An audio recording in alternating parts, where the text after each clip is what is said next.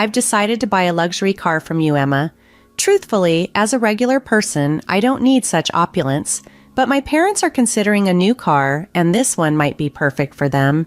Since marrying Anthony, I've noticed a shift in his behavior. He seems more self-absorbed and even envious of the upscale car my parents gave me. Honestly, I'm fed up. My name is Emma, I'm 29 years old, and I met Anthony in college. We've been married for 2 years now. Anthony is quite the socialite, popular, and well-liked, which contrasts sharply with my introverted nature and small circle of close friends. Our relationship began unexpectedly. Initially, our connection grew from shared classes and study groups. His interest took me by surprise, but when he asked me out, I was so thrilled that I immediately accepted. That marked the start of our journey together. I was drawn to Anthony's charm, his laid-back attitude, and his commitment to his studies. He had many friends, including numerous fashionable and attractive women, so it seemed he would have no trouble finding another girlfriend if he chose to. Once, I nervously asked him if he thought I was the one for him. His reaction puzzled me. He looked surprised and questioned why I would ask such a thing. I admit I felt insecure and just wanted to understand why he chose me. After pondering for a moment, he simply said he was comfortable with me. It wasn't the heartfelt answer I hoped for, and before I could respond, he became preoccupied with his phone. Not wanting to argue, I changed the subject and apologized for bringing it up, but the doubts remained. Externally, our relationship seemed to progress smoothly. We graduated, got married, and settled into a condo. I secured a stable job, while Anthony pursued his graduate studies and worked part-time. When I mentioned our engagement to my mom, she was overjoyed, although she confessed that she and my dad had started to wonder when I'd introduce a boyfriend. I felt a bit guilty for not telling them about Anthony sooner, but my mom, understanding my independent streak, was just glad I had someone who cared about me. My parents have always been my role models. Like Anthony and me, they met in college and have upheld a profound love and respect for each other over the years. My dad climbed the corporate ladder, while my mom followed her passion for cooking and eventually taught culinary classes. They've always honored each other's independence and supported their dreams. I am determined to establish a marriage as enriching and supportive as that of my parents. Despite having been raised in a financially comfortable family, where I learned early on the importance of independence. This core value influenced my decision not to follow in Anthony's footsteps into graduate school. Instead, I aim to forge my path and stand independently. My dream has always been rather straightforward, to create a nurturing family environment like the one I was fortunate enough to experience, complete with a loving marriage and maybe children someday. Though it seems simple, for me, this is a profound goal. Changes began to emerge after Anthony and I started living together. While he was immersed in his graduate studies and managed a part-time job, his financial contributions were minimal. One day, I broached the subject, suggesting it might help if he could allocate more of his income towards our mutual expenses. His response was dismissive. "I do contribute, Emma. Didn't we agree you'd handle the living expenses when we moved in together?" This left me feeling uncomfortable and unsettled. Anthony's dream had always been to become a professor, which explained his dedication to his studies. However, as he pursued his academic ambitions, I felt increasingly like I was bearing the brunt of our financial responsibilities alone. Despite having reassured him that my stable job could cover our finances, his curt retort when I brought it up left me stammering a feeble agreement, unsure how to push back. He sighed heavily. "You wouldn't understand, Emma. Being a graduate student is expensive," he explained, then added as if it were a trivial afterthought, "Oh, and I need $26,000 for a research trip. Can you lend it to me? I'll pay you back." Such requests became more frequent, and the tension in our relationship intensified.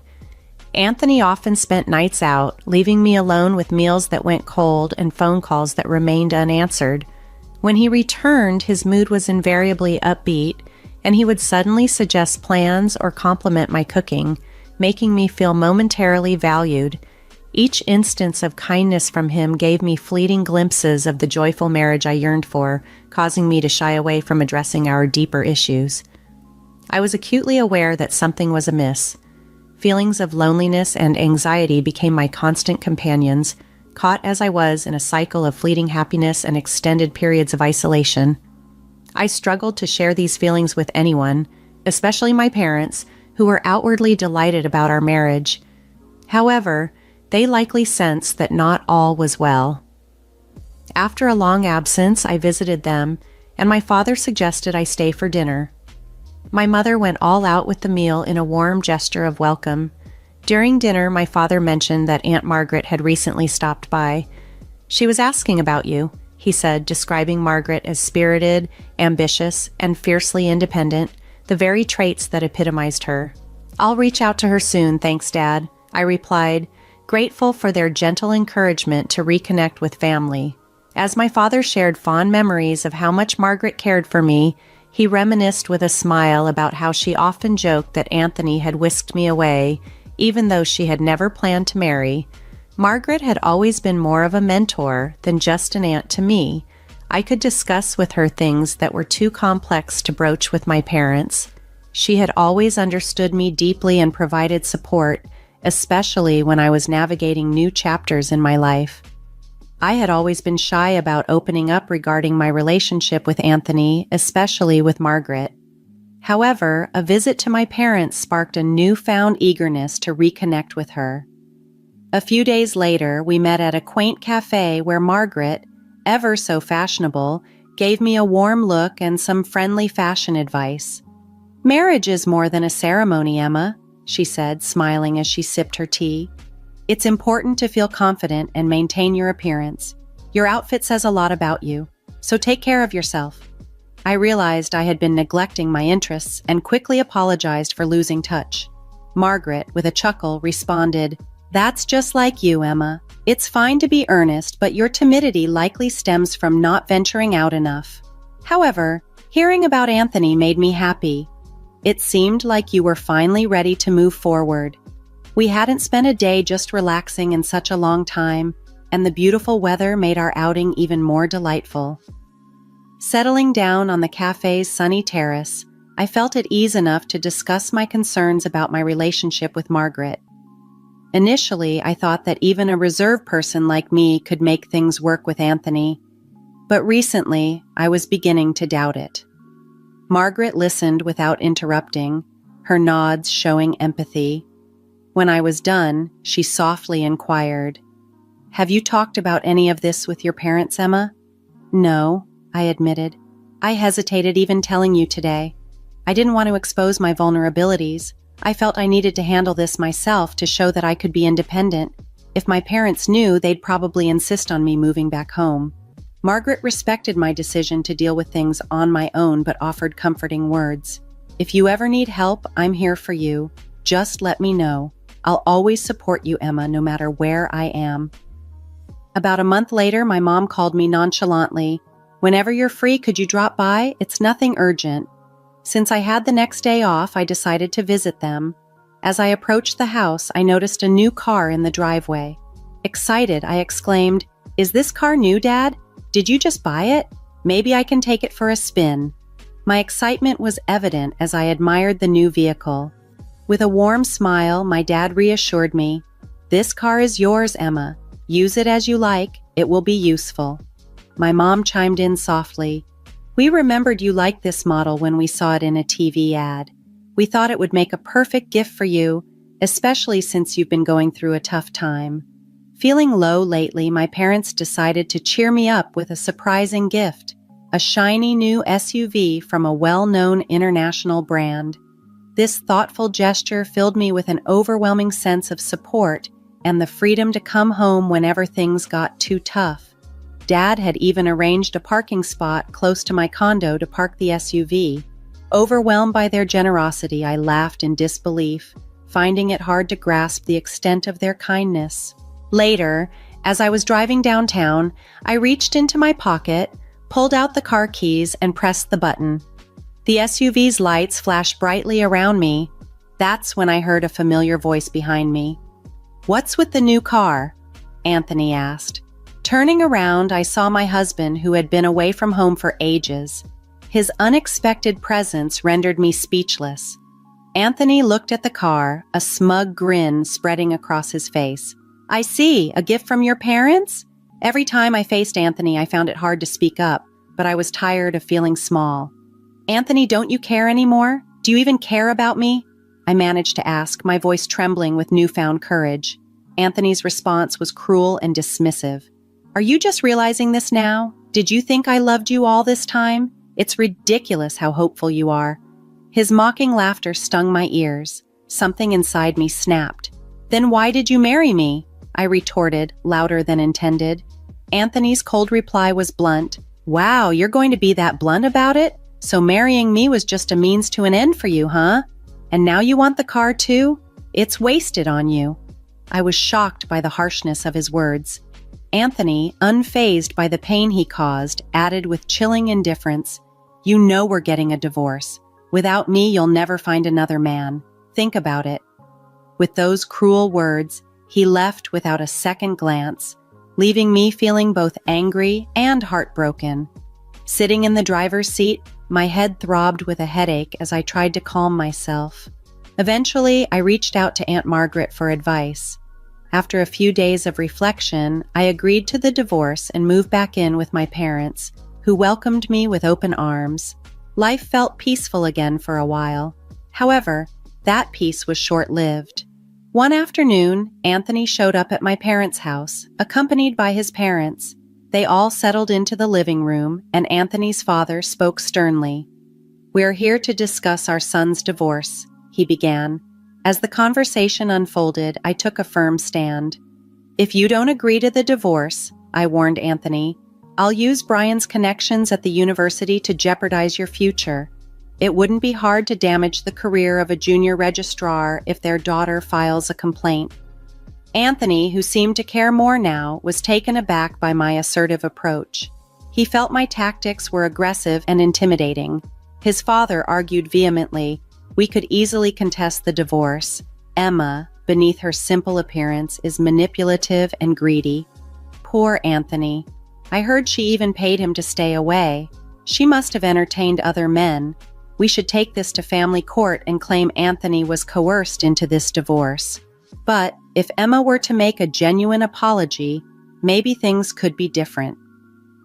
When Aunt Margaret suggested that giving up the SUV might help smooth things over, Anthony and his parents listened quietly, absorbing his father's protests. Just then, the doorbell rang and my mom answered it. Aunt Margaret walked in, her presence immediately shifting the atmosphere. "Sorry I'm late," Margaret said, joining the tense gathering. Anthony's family, who had only met Margaret once at my wedding, looked surprised. "What are you doing here?" Anthony's mother exclaimed, visibly annoyed. "It's rude to barge in like this. We're in the middle of something." Unfazed, Margaret replied, "You've heard about Anthony's divorce, haven't you? How would an outsider like you know about this?" Anthony's mother challenged. Margaret continued calmly, "I was informed by my brother earlier. I couldn't miss such an important moment for my niece." Anthony's mother shot back, "You're probably here to stop the divorce or for money. Are you still going to make accusations after seeing this?" Without missing a beat, Margaret pulled out a stack of documents from her bag and spread them out on the table for everyone to see. "I hired a private detective to look into this," she revealed. "It turns out Anthony has been cheating on Emma with multiple women. He hardly came home because of it, taking advantage of Emma's kindness and even asking her for money." The revelation left everyone in stunned silence, and the tone of the meeting shifted dramatically as everyone processed the gravity of Margaret's findings.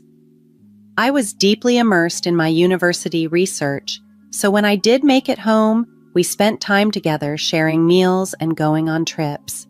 To the outside world, we appeared like any other married couple. "Say something, Emma," Anthony pleaded, his voice tinged with desperation. "You don't need to defend yourself," his father quickly reassured him, ready to take control of the situation. Margaret's unexpected intervention had brought to light the reality of my troubled marriage, revealing Anthony's deceit and the manipulation I had endured. This new information forced everyone, especially Anthony's parents, to reconsider their approach to the divorce negotiations. "It's not your fault," Anthony's mother hastily added, clutching the documents suspiciously. "These must be fabricated. Our Anthony would never do such things. He's a kind, outstanding son." "Kind to his parents, maybe," Aunt Margaret interjected sharply, her voice cutting through the tension. Despite her calm demeanor, her resolve was evident. She pulled out a photograph from the stack of documents. "I was at a hotel for a business meeting recently and saw Anthony there with another woman, looking quite cozy. I had the detective investigate Anthony as well, and the results confirmed my suspicions." Anthony's mother's face drained of color as she grabbed the documents to examine them closely. "What is this, Anthony? How long has this been going on? These are all lies, aren't they?" she demanded, her voice trembling. Anthony tried to snatch the documents back, denying everything, but it was too late. The seeds of doubt were sown. "You've been cheating on me? The car you wanted so badly was for her, wasn't it?" Anthony's mother accused, her voice cracking under the strain. No matter how much Anthony tried to soothe her, his mother was inconsolable. She stormed out of the house, tears streaming down her face, with Anthony stumbling after her, trying to explain. Amidst the chaos, Anthony blurted out, "Hey, wait, what about me?" and followed them, equally bewildered. The rest of us were left in stunned silence, but Aunt Margaret wore a satisfied smile, giving me a knowing wink. It was clear she had anticipated the dramatic turn of events and the necessary revelations that would unfold. After the tumultuous scene, Aunt Margaret confided in me that Anthony's parents had eventually separated. "You won't fall for such a terrible man again," she assured me, her tone protective yet empowering. "Let's focus on making you even more resilient. I'll teach you everything I know about grooming and self-care." Despite her busy schedule, Aunt Margaret made time for me, taking me out for meals and shopping trips. During this period, I soaked up a great deal from her, gaining a new perspective on self-care and confidence. Aunt Margaret's guidance not only helped heal my wounds, but also equipped me with the tools to build a stronger, more confident self. 1 year after my divorce, I made a life-altering decision to enroll in graduate school. This period marked a time of intense personal growth and transformation. One day, while waiting at a street intersection, I heard my name being called. I turned around to see Anthony, my ex-husband. He seemed genuinely surprised by my appearance and remarked on how much I had changed. At first glance, I barely recognized him. The man who once knew me as his unremarkable ex-wife now saw a woman who had blossomed into confidence and beauty. Meanwhile, Anthony's life had taken a sharp decline after his parents' very public and scandalous divorce. He had dropped out of graduate school after his parents, Kyle and Karen, withdrew their financial support amidst the turmoil he had caused. Struggling to cover his tuition and living expenses, the carefree lifestyle he once enjoyed was now just a memory. The women who were once interested in him had moved on, and his former social status had disappeared seemingly overnight. As Anthony was about to suggest we catch up, Jonathan, the man I was currently dating, approached us.